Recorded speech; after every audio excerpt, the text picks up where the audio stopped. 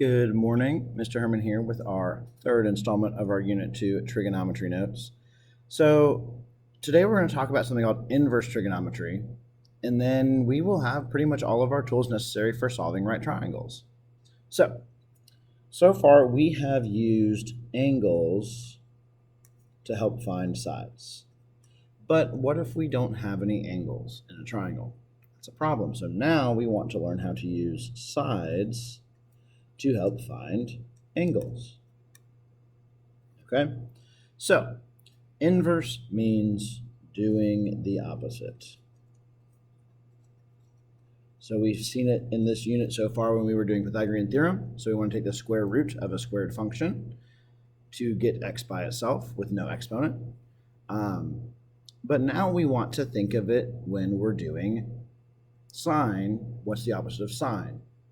So something that we have in trigonometry is inverse trig functions with the reference angle theta. So rather than saying we know the angle, let's find a missing side, we're going to say, well, we know the two sides, let's find the missing angle.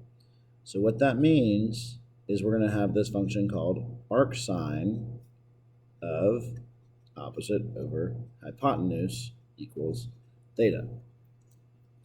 Now you may be saying, Mr. Herman, that looks really complicated. So it kind of does because we have this weird thing called arc here, but just call it arc, okay? Don't worry about anything else, just know this means inverse sine.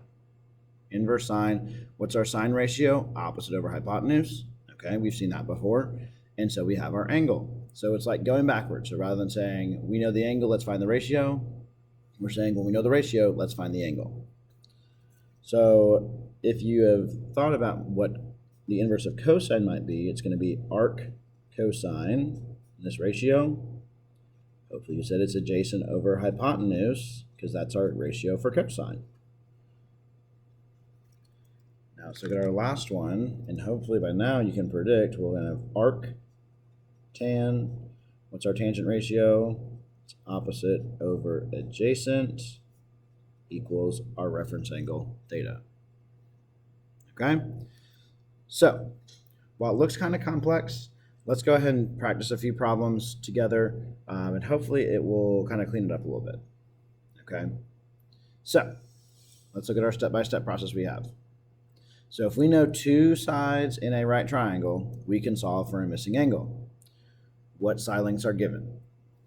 Okay, so we're going to label our sides. That looks like the same step that we saw the other day. So here's our reference angle. It's important to notice what is our reference angle. I go across from it. I am now opposite. I go to the side that's next to my reference angle in the right angle, and that's my adjacent. So I think opposite over adjacent. That trig function is, hopefully you said tangent. Okay, so let me plug in what we need. So we need arc tangent because we know the ratio. So we're setting up the appropriate inverse trig ratio, step 3. Arctan opposite, 29, over adjacent, 36, equals question mark. So I'm going to go to my calculator. Now this is where it can get a little tricky. Is if I'm using a calculator, the calculator does not say arc tangent, arc sine, or arc cosine. It's going to say tangent -1, which we can think of that as tangent inverse. Okay, so I need to hit my blue button up here, second, and then I need to hit where the button that has the blue that I want. So I want tangent inverse,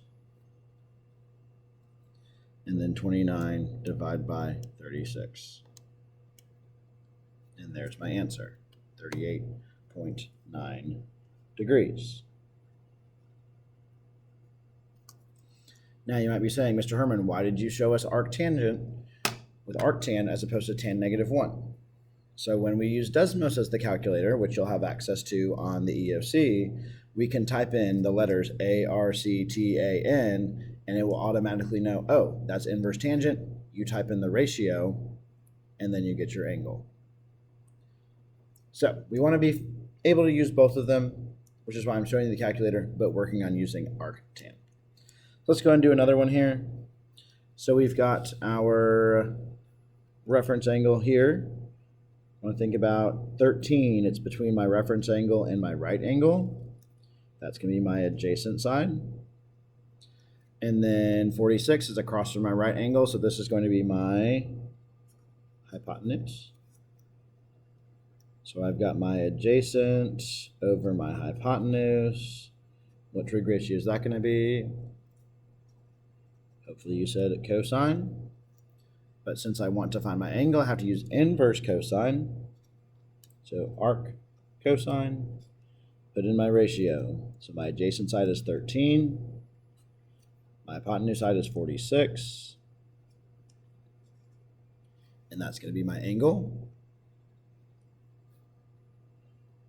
So let's pop theta down there. I'm going to go back and use my calculator. Now I have arc cosine, which means I want to hit second and get cosine -1, which is right above the cosine button. And 13 divided by 46, 73.6 degrees.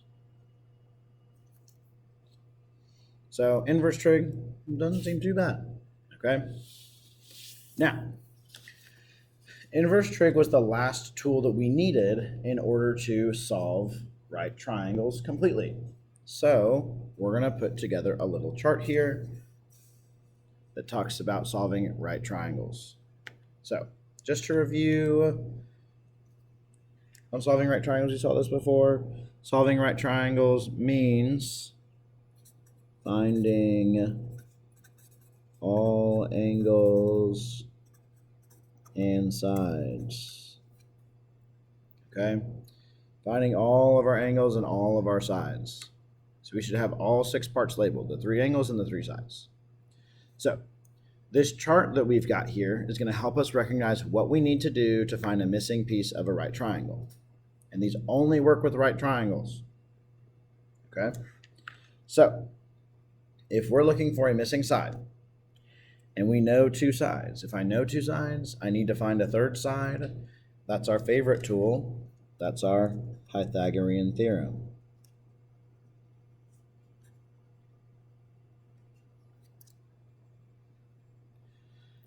If we have a missing side and we know a side and an angle,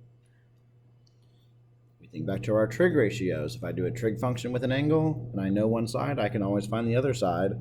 So we want to use sine, cosine, or tangent. Okay, so that would be one of our trig ratios.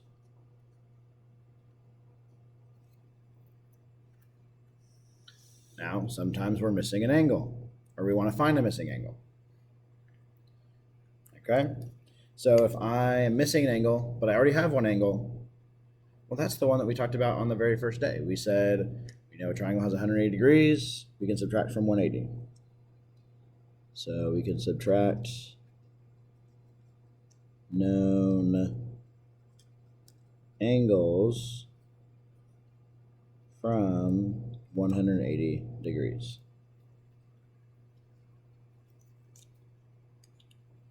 And then we have our last one here, a missing angle and 2 sides. So if we know 2 sides and we're trying to find a missing angle, well, that's what we just talked about. That's our inverse trig. We know the ratio, we want to find the angle. Okay, so that's going to be our arc sine, arc cosine, and arc tan, or inverse trig ratios. So if you look at our chart here, I went ahead and put the trig ratios, the ones that are new to us. So our trig ratios and inverse trig, those are both in orange. Okay, these are in orange. The one in purple here, we can do that one. We've talked about that earlier this year. You've done that before. The one in green, Pythagorean theorem, you've seen the Pythagorean theorem before. Okay, so these 2 in orange are the only 2 that are new. Okay, we want to do a refresher on the other 2 because we have to use them to solve our right triangles. So sometimes you can pick from a few of these, and we're going to see that when we solve a triangle here. So I know that this is a right triangle because I have angle A is a right triangle or right angle. I know angle C, and I know that side AB is 8. So there's a lot of different approaches that we can use to do this. I always like to use the subtracting from 180 to find my missing angle if I can do that, because I think that's the simplest one. So I'm going to do that one first. So I'm going to do that 180 minus 90 is 90 degrees. 90 minus 35 is 55 degrees. So this angle right here is 55 degrees. Now, I have, now if I go back up to my chart, I'm trying to find a missing side. And I do not have two sides, I know that. But I do have a side and an angle, okay? Now for this one, there's a few different options that we have. I like to try to make what I'm doing a bit simpler. So I am going to actually say, I'm going to use angle 55. Label, here's my opposite. Here's my adjacent. And I know that opposite over adjacent is going to give me tangent. So I can do tangent of 55 degrees equals x over, let's see, over 8. Now I can multiply by 8 on both sides.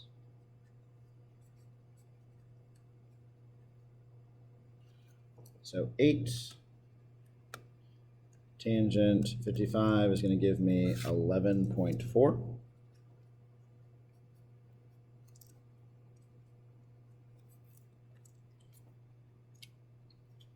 Say x here equals 11.4. Now I want to find my hypotenuse. There's a couple approaches we could take.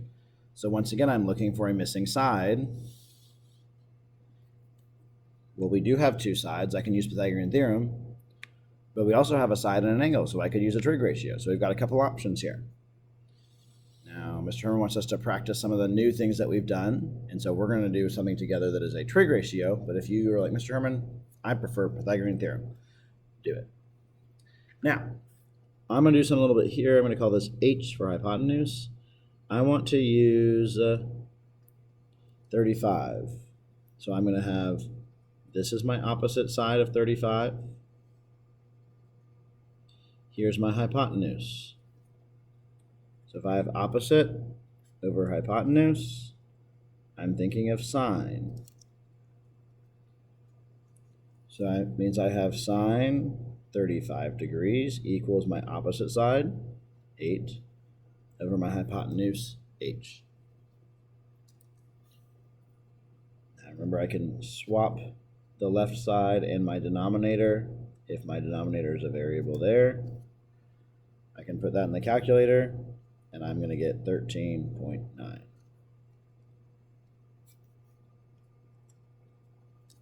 So we've now found one of our missing angle in green, one of our missing sides in purple, and one of our missing sides in orange. So we have solved this triangle here. You have a couple of problems you can work on to do a little practice so we can see how we're doing on solving right triangles now that we've seen how we can do that. So I recommend using your table to figure out how you can solve your right triangle.